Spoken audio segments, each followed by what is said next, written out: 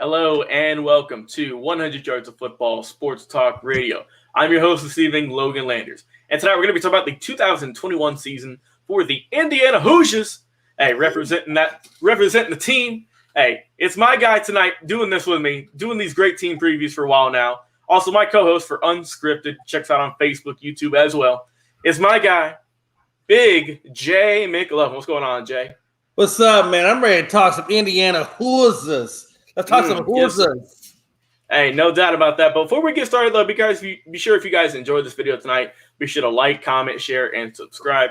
Also, go check out our podcast where we just got over 1,000 downloads for the month of June. So thank you guys so much for downloading our show and let us know that what we're doing, hey, it's worth something. So let's get into this one, Jay. Let's talk about the Indiana Hoosiers. Man, this team could be on the verge of something special this year. What you like about this program?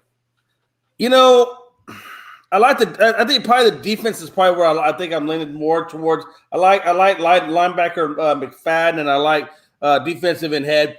I'm not completely sold on the offensive side of the ball as much as I am on the defensive side of the ball. I think they got some issues. Honestly, Logan, I think they got a few issues on the offensive side. We'll get to that more, but I think they're gonna have a good season. But I tell you that offense has got some issues. The defense I think is pretty good though, but that offense has definitely got some issues with the run game and in the passing game. How you feel about them? Yeah, I feel pretty good about them. I mean, they're ranked, I believe, 12th right now coming into 2021. So they're starting off with good footing. You know, starting the year off in this year. So that's already good for them. 2020 was a good season for them.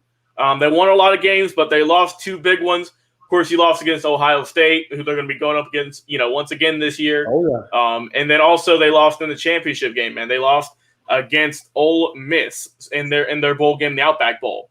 So those two losses kind of, it could sour coming in 2021 for those guys because, I mean, they probably should have beaten Ole Miss and got that bowl win. Ohio State you can kind of justify because, come on, it's Ohio State. But I think that this team is a solid team, though. I expect them to maintain that top. I think they're going to move into the top 10. I could see maybe a 7 or a 6, though, honestly, Jay. That's what I got, 7 and 6. As long as everything works out for this program, because, like I said, they have a good defense. They really do. And they have some solid pieces on offense we're going to talk about in just a sec. But for the defense, man, I'm with you. I like McFadden. One of the best players in the Big Ten, no matter if it's offense or defense. He's been an absolute stud. You got Mullen as well, Williams at the cornerback position. Those guys are dynamic. And then you got Cam Jones at the linebacking core as well. So the defense is kind of, I would say, the stronger suit for this program, I think. And, I mean, for just this defense, man, they're really solid. I think they're up there with one of the better defenses in college if everything goes well this year, man, honestly. But you got to have some points on the board. You got to have some offense. Let's talk about the offense, though, man. Let's talk about this team and what they can do with the football in their hands. I think one of the keys for me is what are you going to do with your running game? Because the running game hasn't been the best the last couple of seasons. And like we say, man, if you don't have a good running game, you start to become a little bit more one-dimensional. And that's when teams start locking in on you. It gets a little bit tougher to get the chains moving. And I think the other key for me is how's QB Michael Penix going to do, man? How's he going to rock with this year? Is he going to be good? Yeah. We saw what he did against Ohio State. Phenomenal numbers. But how can he perform this season with a full schedule, coming off of an injury? How's he going to do, man? What's your thoughts on this offense?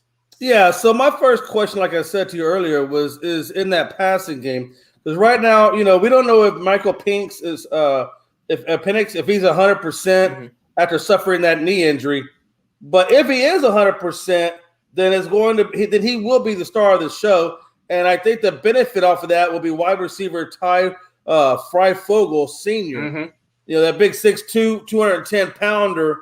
He's in his 5th season, averaging 20 yards a catch or 37 grabs, just a little bit under 730 yards and 7 touchdowns. So I'll tell you, and he hit Ohio State for 218 yards. So I tell you, I think Frogel is the biggest. It's going to be the biggest for me, the biggest star on that offense. But Michael Penix it's going to have to come down to him being healthy in order for this Indiana team to go ahead, because I don't think they have enough in the competition realm in terms of quarterback competition in their offense that could give him a much run for the money. So they're pretty much putting most of their bets on Michael Penix, and hopefully it'll come out well. On the flip side of it, like you said, that running game, it wasn't always exactly the best, and they're going to need that run game to help out that defense, control the clock, and hopefully keep that off, keep the defense off of the or keep Indiana's defense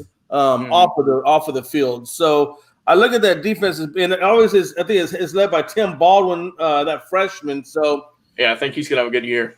And then if you look at it, when they average 170 yards per game, they're 5-0. But when they get less than 170 yards, that's when they seem to lose most of their games. So they have to get better than 170 yards a game rushing and better than 5 yards per carry. Last year they had 4 yards per carry. So they got to get at least 5 yards or 5 yards per carry, 170 yards or more than 170 yards, because that's when they seem to flourish the best, and that's when their record reflects it as undefeated when they do that.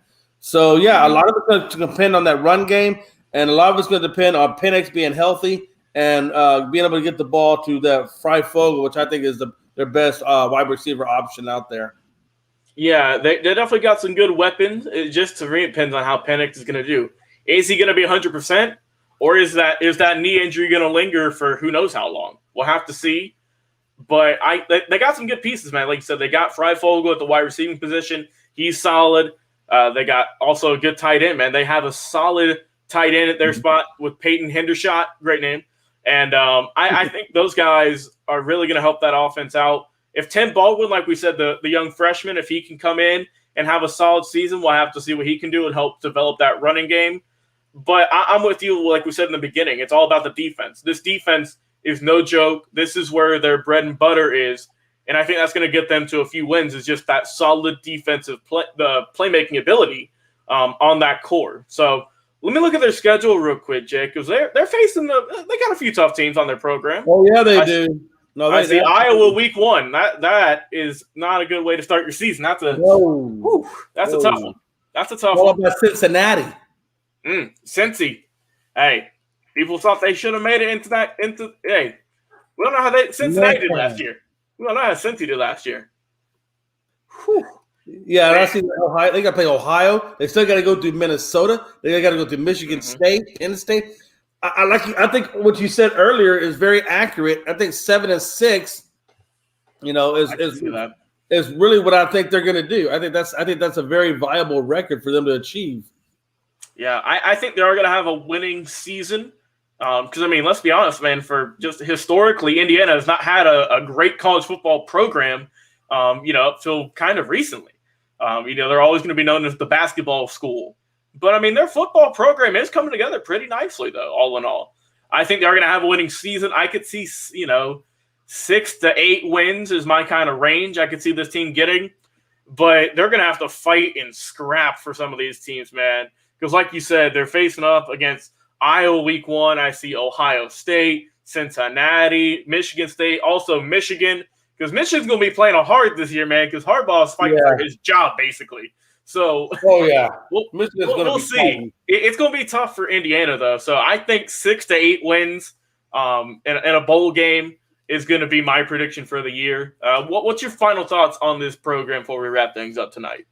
Yeah, I think the front four. I'm gonna go back to that defense just for a second. I think that the front four has to be able to start generating more pressure and take the load off of the linebackers. Honestly, the linebackers have been carrying a lot of that weight, and now that what's his name, Jerome, what is his name? I just wrote it down. Jerome Johnson.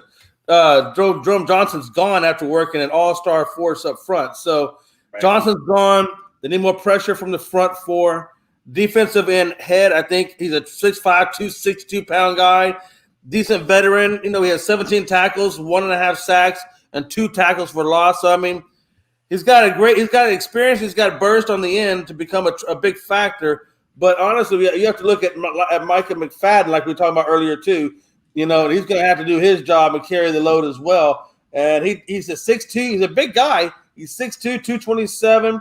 He gets over the field. He gets behind the line. He's good at leading the team. He's a natural-born leader. 58 tackles, 6 sacks. I mean, 10 and a half sacks for loss, 61 stops. I mean, the guy is just phenomenal. And that secondary is going to have to do their job as well. So I look at that defense is going to be the key to this team, and the offense is going to be where most of the improvement is going to be lacking, because I just don't know if I believe in Penix enough health-wise, and I don't know if they are going to be able to run that ball as well, like I said, for what they need to get.